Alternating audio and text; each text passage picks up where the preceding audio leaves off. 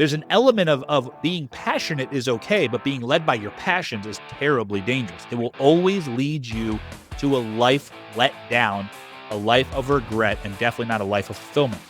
But when you think about your purpose, the reason for which something exists, that will never let you down. Now, if you don't understand why you exist, why are you put on this planet, right? If you're like, whoa, we're getting deep pretty quick. Absolutely, because you guys are operating at the highest level possible. And if you don't understand your true identity, that peak you're at, like I said, it's a ceiling. You're missing the next level of performance, which is optimal performance.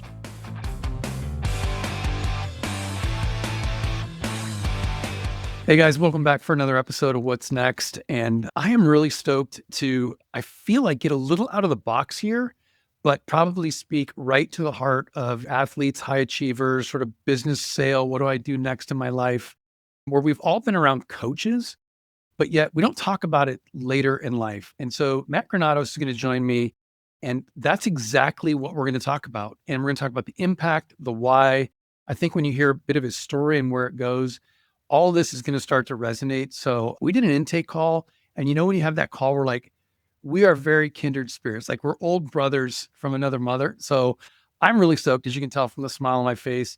Matt, welcome to the show. Tell us a little bit about Life Pulse, your company, and then I'll do a much better job at talking about your work at Google and the Air Force and Johnson & Johnson, all the other stuff you've done. But yeah, tell us a little bit about Life Pulse. Bryan, I appreciate you having me on. Life Pulse simply is a performance consultancy in the sense that we come in and we help people go from high performance to optimal performance, right? Another way to say it is we take people from where they are to where they want to go, regardless of the industry, regardless of the level of the company they're in, and regardless of the size. We could do it for individuals or we could do it at scale.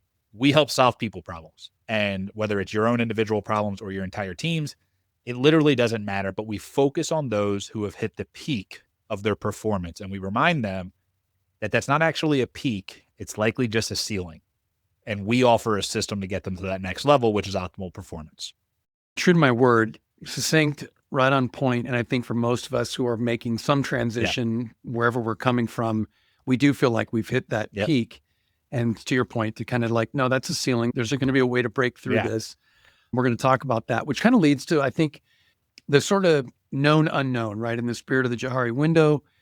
What do you know about all the work you've done with your clients? I mean, you've built $40 million sales teams, your own company at 24. And again, in the spirit of our show, we want experience, not opinion. And so bringing on a guy like you who's been there, done that, you've seen countless number of clients that range from high-level athletes to probably business startup guys and gals, right? So the range is big.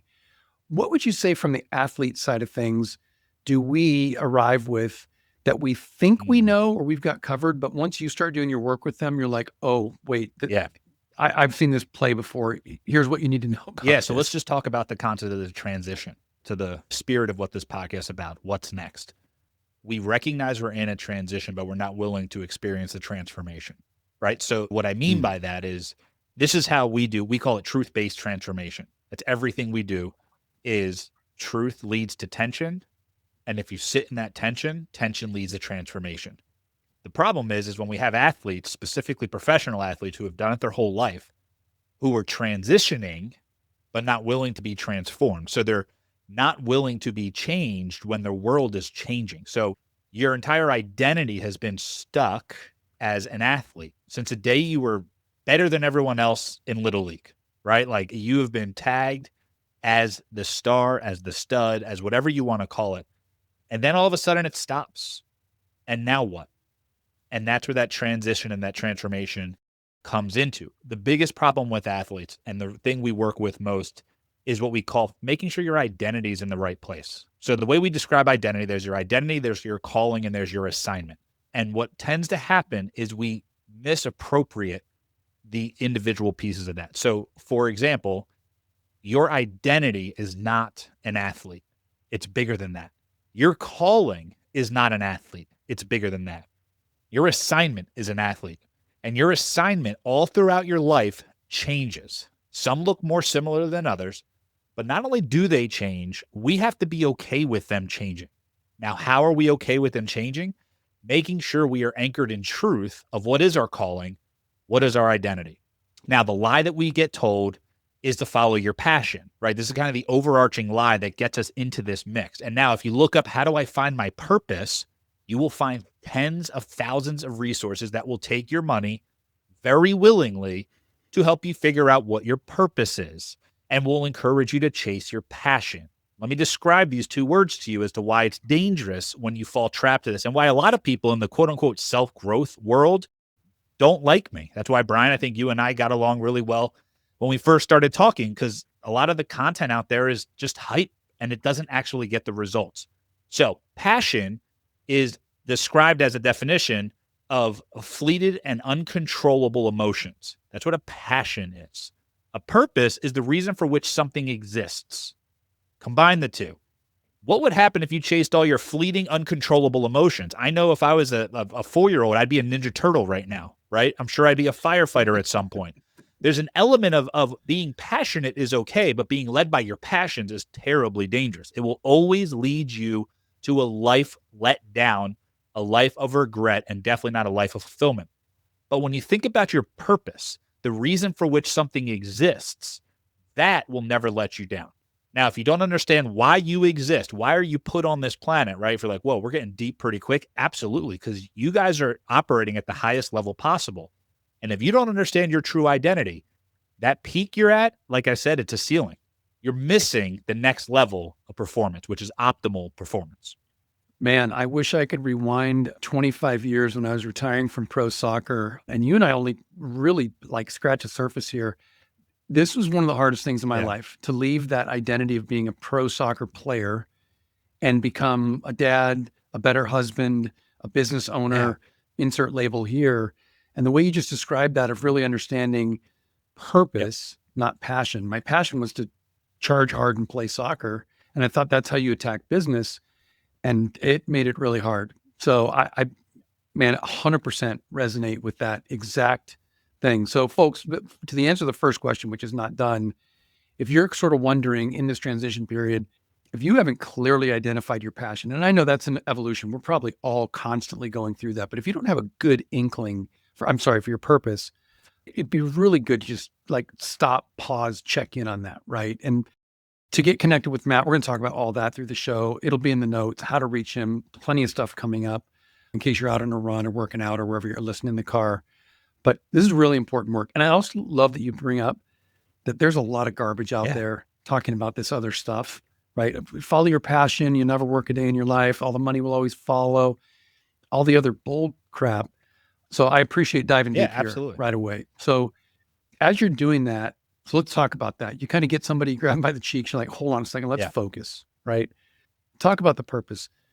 Do you guys have a process that you go through? And obviously we can't unearth, decades for you of experience, but do you have a process to hey, this is kind of how we at least start at the starting point? 100%. And I'll give you the fast way you could do it yourself is your purpose is never found in the future. It's found in your past, right?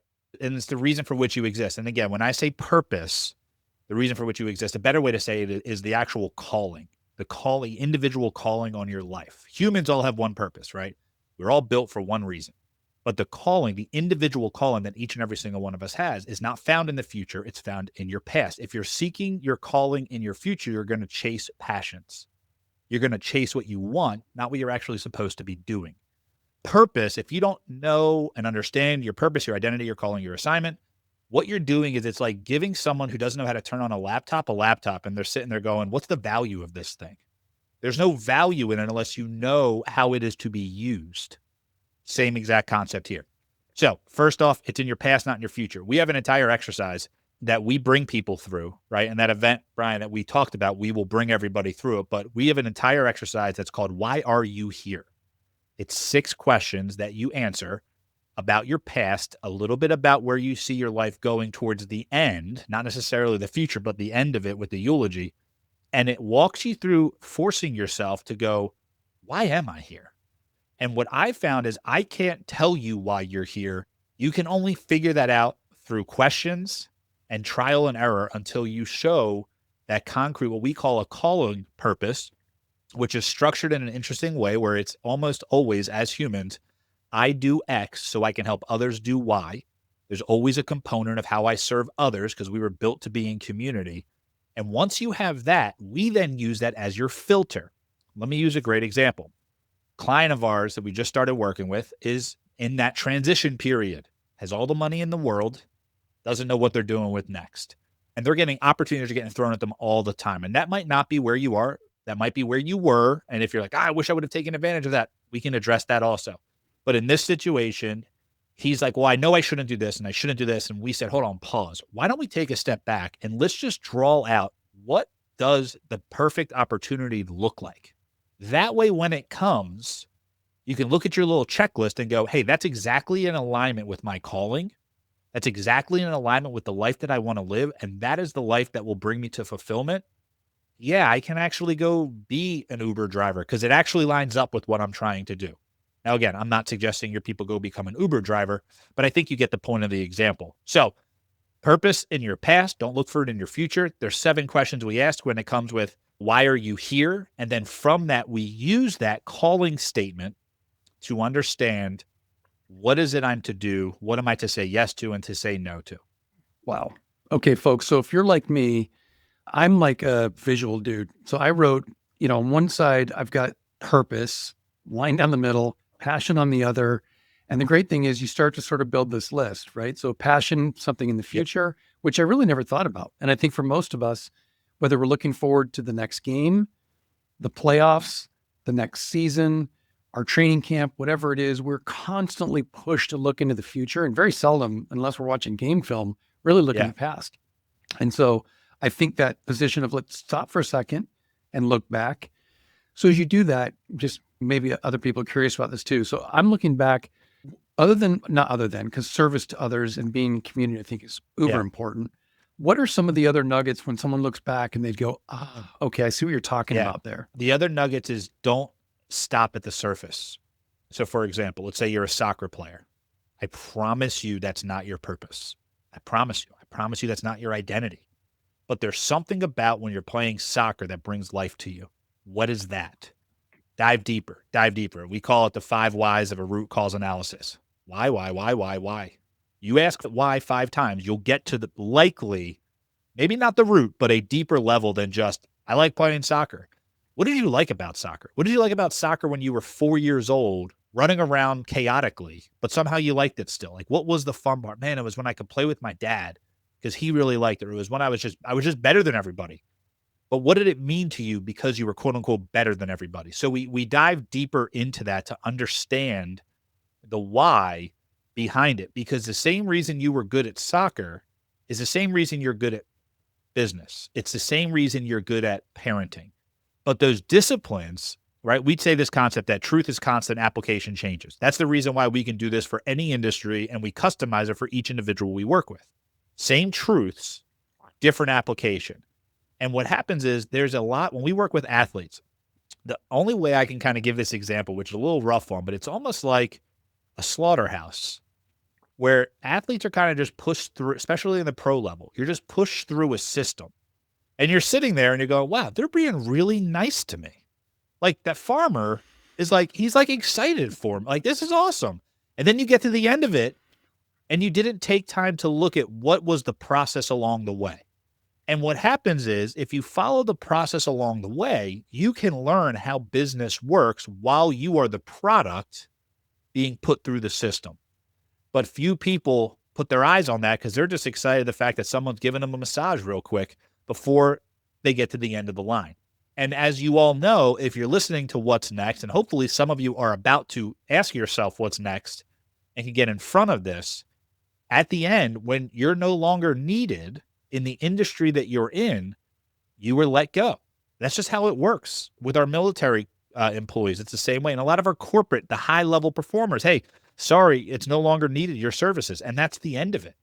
And everyone goes through this transition period, but few are willing to actually change. So my ask of everyone listening to this is learn now, whether in it or you've been removed for it, focus on learning the truths behind what is happening, because truth is constant, application changes. And if you're still in the pro world or recently through it, that is a business that is ran very, very well. You can learn more being in the business than whatever lie you were told about learning sports management while you're playing in college. Like, pay attention in the business. Why are they asking us to do stuff? Why are they asking me to do this?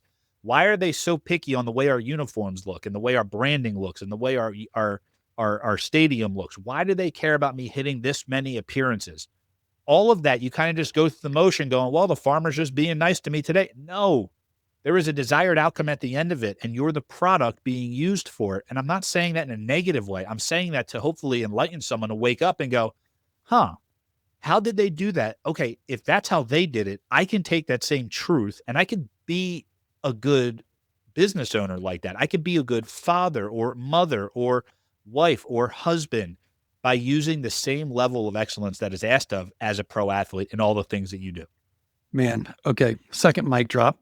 Awesome. Great job. We're diving right into it, which is amazing. Having lived that world, I was very blessed to be in the Ilitch organization, the Red Wings and the Tigers and Little Caesars, among many other things.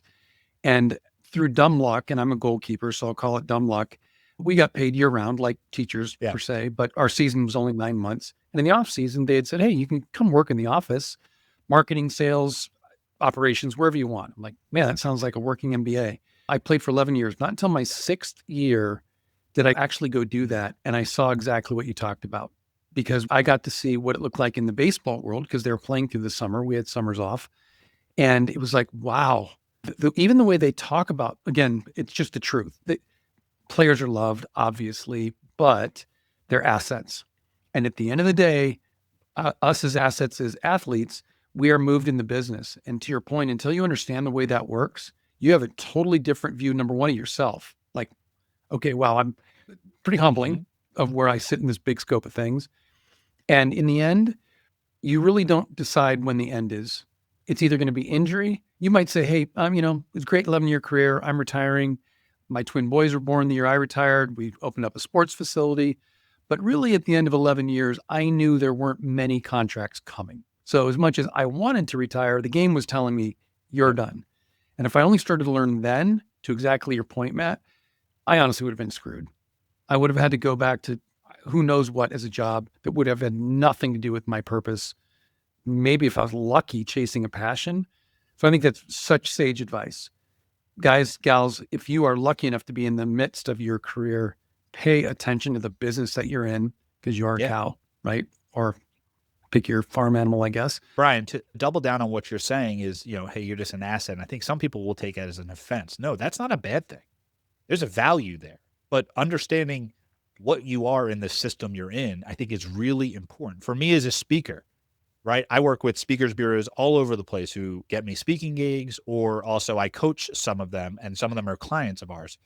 And the conversation is always interesting because there's speakers who get upset because they're not getting booked by the speaking bureau. But what they don't realize is, me as a speaker, I'm just a product. Like, when it really comes down to it, the bureau is like, hey, the customer for them is not me. The customer for them is the person booking me. And when you realize it, you can have casual conversations recognizing the truth of this relationship. And honestly, I've created great friendships in that same understanding. And they taught me a ton, understanding the fact that there's a lot of Matts. There's not a lot of conferences. So when they need someone who does performance or time management or communication or any of the things we specialize in, they send 15 of us and they kind of just throw stuff at the wall. And it's who the person picks who they want. It's not the bureau's fault of it. It's just the way the business is. So I think that's really important. When you say asset, don't think of it as like you're less valuable. No, you're very valuable. But it's because of the system you're in. Yeah, you'll be my good cop. I'll be the bad cop. But I'm with you. I often hear that term asset from our clients who are saying at the end, and it's a really good distinguishing point you made, is it's not a demeaning thing, especially if you realize it when it matters. Most of us feel that way, self-included, when you get out of the end of the system and you look back, having not learned, and you go, damn it, I was literally just an asset, a high-performing, high-level, high-value asset, but they needed me and obviously I needed them. So I think that's a really great point, right? That there's a positive side to that, but just realize where you are in the system, right? You talk about, there's probably 15 things I could talk about here, but you talk about structure plus intention. And I feel like even in the beginning of this talk, you've had some linear thoughts, how things get divided into twos. That feels to me, which I certainly personally love. I love structure. I think it allows me to operate at a very high capacity. What does that mean for you guys? If I'm thinking about this, and again, I love the DIY stuff, what does that mean? And especially for our athletes or high performers who are used to structure, they're used to coming in the slaughterhouse, go through the feed pen, get out to the pasture, or whatever. So what does that mean to them? And that's the biggest thing. And not only is it athletes, professional athletes have it even harder than most people, but humans in general, the way our society has brought us up is we're put on these train tracks. And in the beginning, it's a train track and you're seated in a seat that was saved for you. And all you do is just kind of sit there and go along with it. And then as you get through certain levels of school, you start having to conduct the train, but you're still on the track. And eventually you're conducting the train, the track's no longer there, and the train is still moving faster and faster with more risk and liability. What tends to happen is as you're making this transition from an athlete is it's almost like you've had freedom, but with no responsibility to now you still have freedom, but now you have responsibility. And it's a different way of experiencing life. It's really hard. And that's the reason why when we work with athletes, we always suggest to find this triangle of influence that we try to create. And what it is as an athlete, do you have an executive and an entrepreneur in your life, right? So the triangle kind of works like this. There's an executive, an entrepreneur, and an athlete. If you have those three different mindsets from what an executive can bring to you, what an entrepreneur can bring to the group, what an athlete can bring to the group, and that will allow us to perform, I feel, at the optimal level possible in all areas of our life, because you're hearing kind of this melting pot. And that's the reason why for our conferences, we bring together athletes, entrepreneurs, and executives to come through it for two reasons. One, to get the content that we offer, but also two, to interact amongst each other and create these triangles so that whether you're currently playing, you used to play, it doesn't matter. But if you've hit the level of pro, we want you in that room because there's a level of discipline. There's a level of fine-tuning the art, the craft that you have that someone like me as an entrepreneur who's more of just kind of like a gritty figure it out type of guy, I don't take the time to think of myself as an athlete. But what I realized is if I don't take care of my body the way I am, I'm still at such a high level of stress that athlete can share with me, how did you process the physicality of what you've done? How did you process the discipline of what you've done? Then we have the executive who understands the strategic side, who understands the influence side, who understands the large group movement side. All of these things as an athlete, if you don't have a triangle, right? And it's almost like an alignment triangle where you are aligned with these two other individuals, an executive and an entrepreneur that have the fruit of what you want. That's also the key. Make sure it's not just someone who makes a ton of money. That's not what we're looking for. What type of life do you want? Look at their kids. Look at their spouse. One thing I always tell people is I know the character of man when I can look at his wife's eyes and see how she looks, right? If she looks broken and hurt and just kind of depleted, I know the character of that man is not someone I want to follow.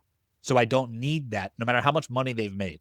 And I think that's the biggest focus is what are you doing right now to prepare yourself for the post-career?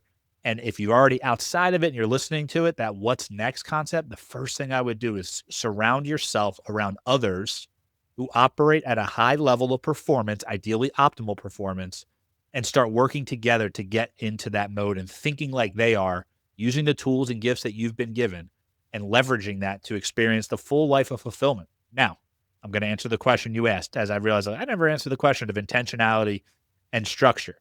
Intentionality and structure, when you combine these two things, you get what we call perpetual development. All right. So here's how this works. Everyone has intention. We all are intentional. We just lose it really quick. So we take intention, we leverage that by using a structure that re-engages that intention. So our structure is called the LP planner. That's the structure we use. We use tools, systems, all that stuff to make that happen. But everything you're doing, you take intention, you re-engage it through the structure, you will be able to accomplish whatever goal you want. And we walk our clients through it. And the reason why is intentionality is the catalyst to fulfillment. No one ever accidentally becomes fulfilled. You can accidentally become rich.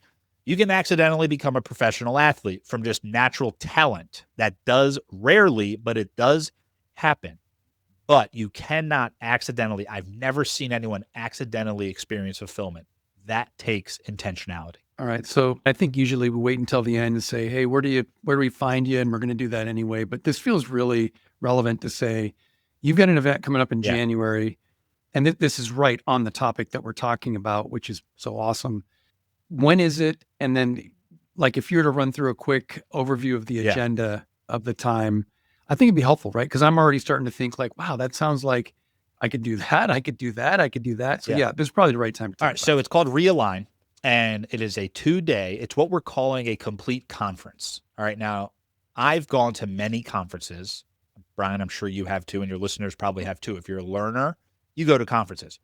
There's a couple things I hate about conferences, which is why this one is what we call a complete conference. The majority of conferences I go to are incomplete, which means I go there, I pay $500 to get a ticket, and then by the time I'm gone, I realize it's basically a 2-day commercial to sell me on something else from the stage. Drives me absolutely nuts. So that is number one, incomplete conference.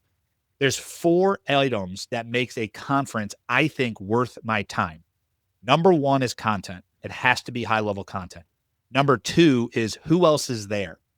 Who am I getting access to? Am I getting access to the speakers, or is it 10,000 people in a room and I'll just hear someone talk on stage? And am I getting access to the rest of the people in the audience? And are those the people I want access to? Number 3 is a individualized plan moving forward. Do I leave with something, or am I just taking a bunch of information in?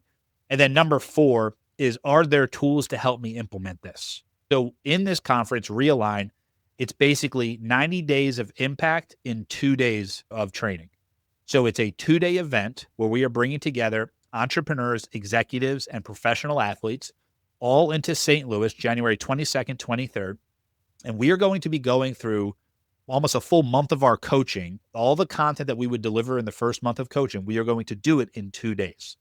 So we're going to start off with the strong foundation. How do you manage weaknesses, leverage strengths? How do you figure out who am I really and how do I make the most of that? We're going to give you tools on how to maximize your time so you get an extra 15 hours of productivity every single week. We also have 4 amazing keynotes who are going to come in, who are going to break up just the monotony of our teaching that tends to get that way after 2 days of teaching, but also show how they do it in their life. Everyone from executives, entrepreneurs to professional athletes who have made the transition and are doing really, really powerful things in their life right now. The final piece, which is what I mean by this being so important, is once the program is over, after those 2 days, every single person that comes through, and it's going to be an intimate setting, so you'll have access to each other, access to the speakers. Every single person who comes through is going to leave with a custom 90-day plan on how to actually accomplish the next goals in their life. They will leave with a custom plan built out, and we are giving access to every single one of our tools online. It's over 100 tools that we use for you to use for yourself. And if you have a company, you have an organization, you have a team you want to share this with, for those 90 days that you're going through that plan we put together with you, you can share them with whoever you want. We're literally opening up the entire book. And the reason why is so many people have a desire to do it right, but have been told how to do it wrong. And that's why, Bryan, when you and I met, I was like, dude, like you said, we're kindred. We are on the same mission. You are more of the pro athlete side. And what I want to do is come together and bring the people you're serving, the executives, the entrepreneurs. You have such a great resume that you fall in all 3 of those categories. You're that unicorn where you're like, you pick which pile you want to come in. But in that concept, we want to bring people out and just pour into you. Pour into you. We don't want people. It's funny. People, some of the athletes that are coming are like, so do you want me to speak? And I'm like, no, we don't want the persona of you. We want the person. We don't want this personality showing up. We're not trying to market the celebrityness of what a professional athlete is. We are trying to restructure and realign who you are. This is a complete transformation, and we will walk you from that truth that leads to tension, that leads to transformation. And as we first started this conversation, we talked about the concept of, transition, but are you willing to experience the transformation to make that transition work? So you get all of our tools, you get everything we're doing. And Bryan, that's why I said, man, if you want to come, bring some people, bring some friends. We'll even do a special code that we'll figure it out afterwards, Bryan, for people who are listening to this, who are in that transition, who want to come, to get a discount for it, if that's something you want to put out to your people. Yeah, hey, you're on camera, so you can't back out now. So of course, Forgot it's recorded. Folks, it's going to be in there. I didn't even have to negotiate. Exactly. This is awesome. I will say 2 things. There's more than 2 things, but I so appreciate, because we are getting bombarded, not just today, but I think as performers, athletes, whatever, just bombarded with all these opportunities. And oftentimes it is that I go there as a consumer. I just consume some stuff. I leave and I go, what do I implement? Was it even worth the day, 2 days, 3 days I was there? I love the fact that you said there's an individual plan. Hopefully that resonates with you folks, because that doesn't happen. Like, I've been to enough of these things. I'm sure all of you have. And the second is the tools for your team. I've come home from these things and felt so fired up, and it's great. And I go talk to my team and they're like, sounds like you're speaking Japanese to me. Like, I don't even understand what you're talking about. So the fact that you're essentially opening the toolbox here is really special. And I think that's what makes it impactful.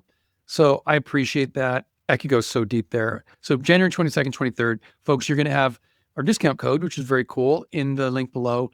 And if you're not able to make it, I will say, go back and listen to this and share it with somebody else, because we've covered a number of things. If you just use the filter that Matt went through, the 4 things that you should be getting if you go to some conference or meeting group or mastermind, I mean, it's called 50,000 things these days. Just make sure you run it through that filter. Is there great content? Who is actually going to be there? And do you have access? Is there an individual plan that's being built for you to align with your goals? And do you have access to all the tools? My guess is you kick out 98.9% of the garbage that's out there, and you can get down to the real meat. The other thing with that, Bryan, just to double down on what you're saying, a lot of people from a performance perspective are going to tell you as an athlete what to do. Y'all know what to do. What we do is we teach you how to do what you should do.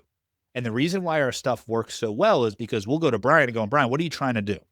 Okay, based on what you're trying to do, here's how we would use this tool, this tool, this tool. We customize what tools we use. One of the best testimonials we got back from a client, I said, what's different about us? They said, you use our metrics. You don't force us to use yours. Meaning I go in and our team goes in and says, hey, what is it you want? Well, we want higher retention. Great. Here's how you get higher retention. But what a lot of consultants do, which I didn't realize this, is they go, here are the 5 things I know I can impact. And the client only really wants one of them, gets the other 4. And like, we never cared about those. So as an athlete, like, I know what I need to do to lose weight. I'm just choosing not to do it. I don't need someone to tell me to not raid my kids' pantry snacks, right? And eat it. I get it. But who's going to show me how not to? And that's what I look for. And as a professional athlete, as someone who's operated at that level, that would be my reminder of you. When you go to these things, here's what you should do. You should do this, and you should start this investment and start. I know what I should do. I'm not stupid, but I don't know how to do it. And that is what we focus on at Life Pulse, is the how to the what. Well, I think that's the perfect coach, right? Because at the end of the day, we, for those of us played the game, again, whether it's probably high school, college, or professionally, your great coaches did that. They didn't just tell you to go work out. They built plans, structures, built accountability, all the stuff that we know that works, measured the results, the before, the afters, the durings. Those are the really good ones. And that's exactly what you're talking about. Shameless plug for you folks. Just go to Life Pulse. Again, we'll have the link down below, but a lot of this information is out there. The cool thing is not like behind this veil, you'll finally find out it's not just the teaser stuff. It's really out there. If you want to DIY the idea of putting some of this thought together so you can put your toe in the water, it's there. It exists, which again, I think is what makes Matt unique in that respect. I saved this for the end because number one, I think is the most important, which is why it's at the end. But you do a really good job of blending faith, family, workplace, this integration, this harmony of those things. It's not like hat on, hat off. How do I not do it? You talk about it on social. You certainly talk about it on stage. What's the overarching thing that I think for most of us, Christians or just believers, would say, it's a tricky thing, man, it's tough. I don't want to talk about the locker room, or how do I bring that into the workplace? Or I know how I'm at home, but there's all these buts. How have you found a way to kind of weave this in as you work with your clients? You've seen it in businesses, you've seen it probably in your own business. How do you see it integrate the best and kind of work through? I would say the focus is on obedient over outcome. And even deeper than that, it's am I being obedient or am I being opportunistic? Because not every opportunity is a chance to be obedient, but every chance to be obedient is an opportunity. So with that, if I'm focusing on obedience over outcome or obedience over opportunity, it's easy to just do versus have to overthink it.